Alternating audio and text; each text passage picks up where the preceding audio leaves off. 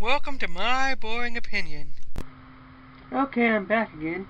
And in this video, I'm going to talk about my thoughts on the Dragon Ball series. And if I have time, Patreon. Yeah, first, let's start with the Dragon Ball series. Now,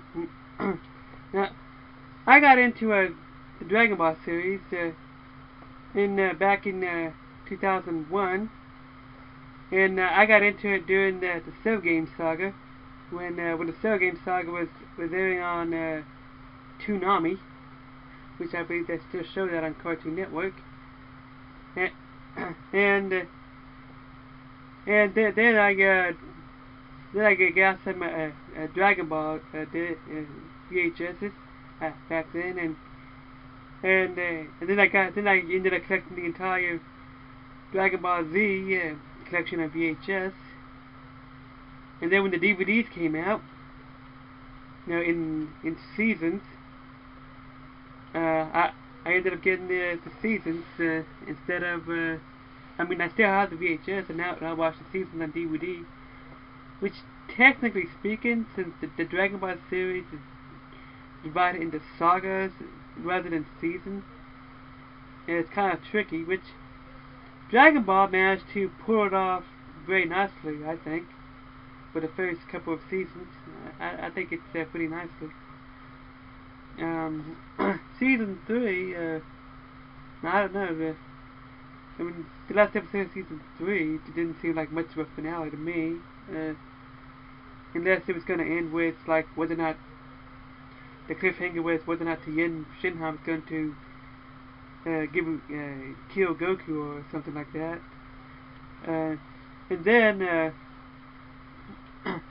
this Dragon Ball Season 4 season finale, that was pretty good. And then Season 5, that was the series finale. Now, you may have noticed throughout the Dragon Ball, in the Season 1, let me think. Let's see. It's estimated that Goku should have been around 12 years old when he met Bulma. So, let's see. Then after having the Dragon Balls, actually Goku should have been a little bit younger than 12 when he first met Bulma. Because they had the Dragon Balls for a while, and we don't know how long that took. Plus, that wish on plus, after Emperor Pilaf made that wish, it was only that was about 8 months before the tournament, or at least from when Goku went training with Master Roshi, he's out and met Krillin. So we don't know how long. Surely it didn't take Goku 3 or 4 months though to do that. Maybe even may have taken him a day or so. I'm more believing that it took Goku like at least 4 months that went by between the end of the between Goku winning the World Martial Arts Tournament and him hunting the Dragon Balls. Because otherwise, it wouldn't have been enough time. And during the World Martial Arts Tournament, Goku had mentioned that he was 12. So that's how I know he had to have been a little bit younger than 12 when he first met Bulma. Bulma is about 4 years older than Goku. Krillin is a year older than Goku. We learned that in Dragon Ball. Then around the end of Season 2, it is heavily implied that Master Roshi is over 300 years old. Probably more like 318 or something.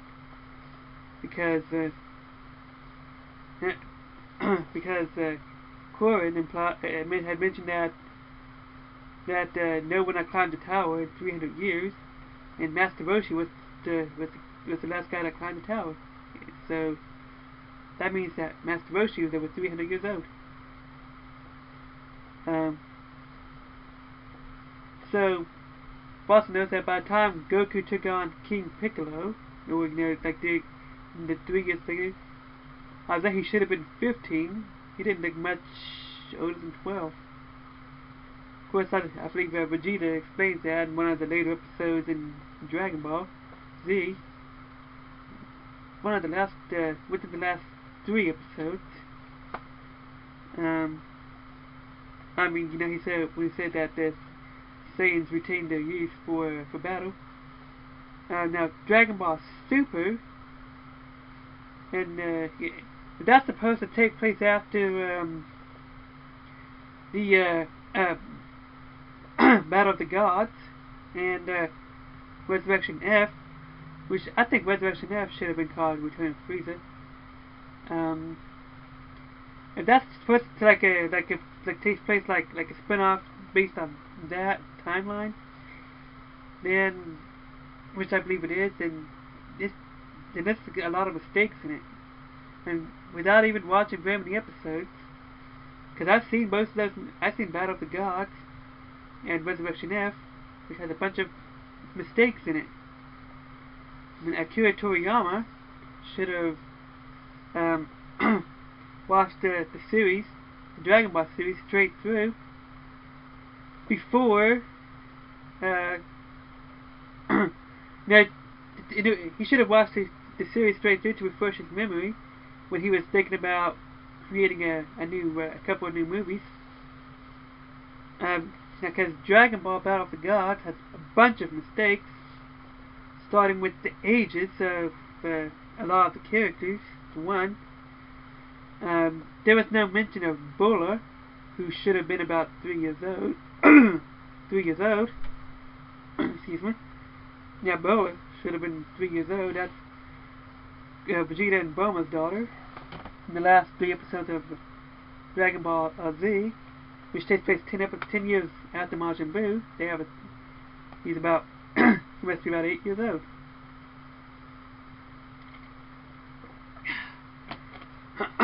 Excuse me.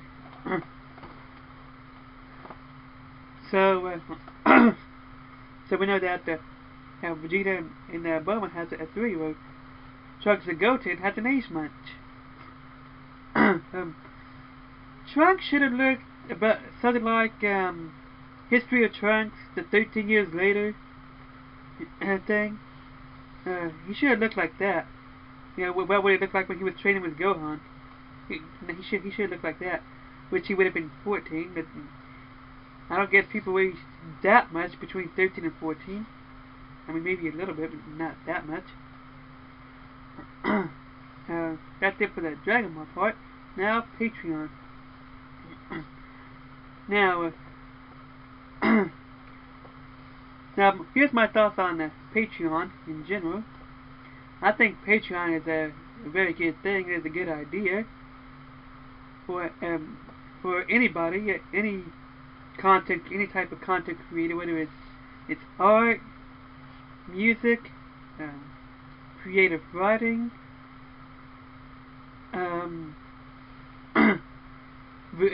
video creators, like YouTubers. I mean, I think it could go on through even other what do you call them? Video sharing sites like Vimeo and Dailymotion.